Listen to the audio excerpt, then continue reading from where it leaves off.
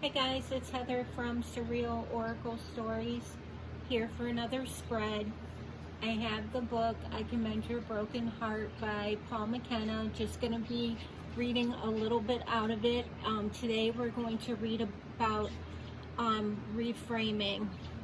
Many modern therapists now use the art of reframing to help people reinterpret problems and find new solutions. The ability to reframe gives us more choices. It makes us more powerful. However, in order to do it, we need to develop a greater flexibility in our thinking. I have found that people who get over difficulties, rarely see what happens to them as a disaster or tragedy. They frame it as a challenge instead. What someone else might consider a terrible event, they see as an opportunity. We can all do this. We just have to look at a situation in a certain way. Put the incident in a positive context. It is not a matter of true or false. It is a matter of a point of view. It is not what happens to us. It is how we interpret it that determines our outcome. As you become better at the art of reframing, you give yourself more choices in life. The more choices you have, the more flexible you are. And the more flexible you are, the wider your range of potential responses. Being heartbroken can feel like having nothing worth doing and no means of changing anything. But that is because the frame you are using is too narrow and limiting. Learning to see yourself and your situation with a different frame is a wonderful liberation, and anything can be reframed. I think so often a lot of us can't reframe our situation. We're only focusing on the bad that has happened. The hair.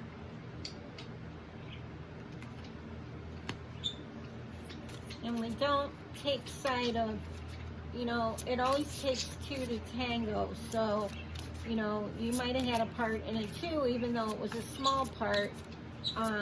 Retaliation is still a part.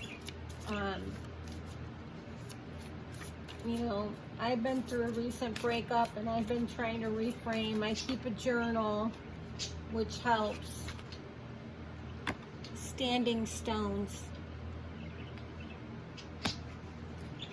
The journal definitely helps. It'll get your mind in the right frame of mind. And you can be honest in that. The portal.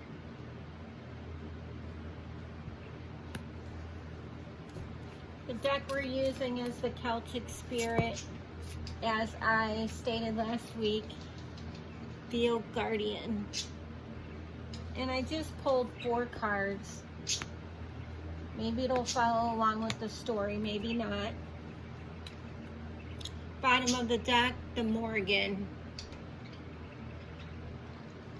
Okay, let's see what we have here. I'm fairly new at these cards, so I need a minute.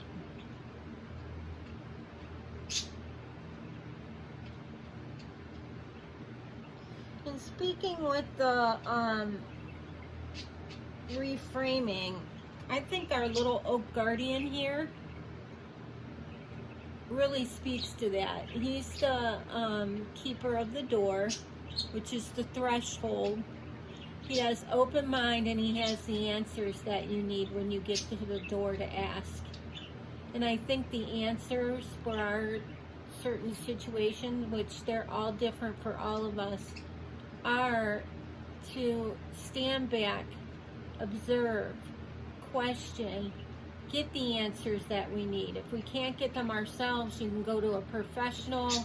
I mean, there's a number of places you can go to get the help you need. He even looks friendly. Look at his face. So he's willing and wants to help. And I'm sure you have somebody like that in your life that's willing to help when needed. And saying that,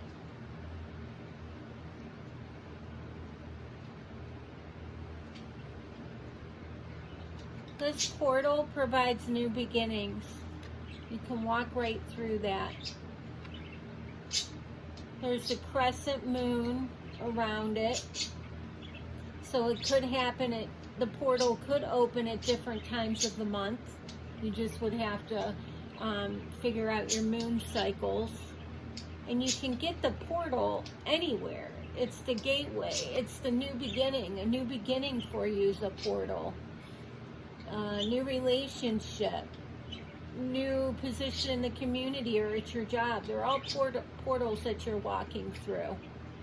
I apologize. My voice is kind of scratchy. We have pre-pollen situation going on where I live, which I live in Ohio. So, yeah, it's something else, man. Then we went from the walking through the portal to the ancestors and the sacred stones. This is kind of like Stonehenge. In Ireland, in the Celtic areas, they have their own version of Stonehenge, and I cannot remember what it's called. But this could be like people that have crystals, touching their crystals, trying to derive power from them. And there's even a shape on there, a spiritual shape. But this is in tow with your ancestors. So this is going to keep you locked in. They're going to keep you locked in and, you know, to the sacred ground that you're walking on, and, you know, futility and family, and this is a very important piece here. Lastly, we have the hair. And to me, this not only represents shape-shifting, this represents the other side, the other world. It also represents fertility. If you look at that, that's a dark moon or an eclipse. Or a full moon that has cloud cover over it. And there's a male rabbit and a female rabbit. And see how the roots of that tree are, I'm sorry I'm moving this around so much. See how the roots of the tree are really long and rooted? That's how the rabbits are. They multiply pretty fast, and they all live in tunnels or trenches. I don't know if you guys saw that movie, Watership Down. It's on Netflix. It's all stop animation, but it's really cool. Your kids would like it. That's based on an actual book of Watership Down. And that's about how the rabbits live and how they were getting away from abductors. And it's a really cool movie. Anyways, this can also stand for shape-shifting, fertility, and going to the other world. I believe this is regarding your lineage, your kids, your elders. And ladies, if you're listening to this, I would be very wary if you're not wanting to have any more kids to take the proper measures so you don't. Because I believe there's going to be some people getting pregnant in the springtime. Here is another shapeshifter which provides support, the stag or the deer. But look how big his tines are. He's an older guy. He's been around for a long time. And he's got 5 jewels in his crown. And the number 5 numerology is, that's an angel number, 5. You usually see it as 555. We have rest and recharge, self-care, which is very important. If you're going through a breakup or a job loss, you need to do that so you're up and ready to get going. And it even says stop and refresh. I'm going to pull from another deck, and let's see what we get. I'm going to pull from the Woodland Wardens, only because we've used this a lot, and maybe we can get a little bit more. This is the opossum, and it's bashfulness. I don't really need to explain that too much.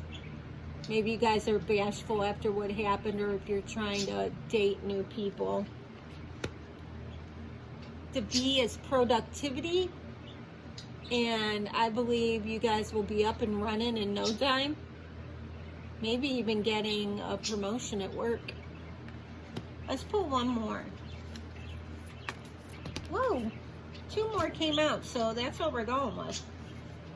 No, 3 more came out. 4 more. Ha! Okay, you have the squirrel for preparation, which you're going to need to be doing that if you're out job hunting, or maybe getting therapy, or taking your kids to spring sports. You have the duck for luck. Let's see that. You guys will definitely be needing some luck when you're out on the job search. You have happiness, which is the ladybug. Ladybug signifies spring. So I'm seeing all of this coming to fruition for you in the spring. And lastly is the beaver, and that's home. So all this will be taking place at home. See how he chewed that wood up at the top and it's almost chewed through? Well, I believe that you're going to be back up on your feet before this little guy chews through that. You have this guy right here, and that signifies spring. And the little beavers love to chew like that in the spring because they keep making their little, I don't know what you call them, beaver dams. But I believe you're going to get settled in and moving before that happens. So, that clarifies all that we're doing today, and I hope you enjoyed it, and I'll be back tomorrow. Have a good day, everybody.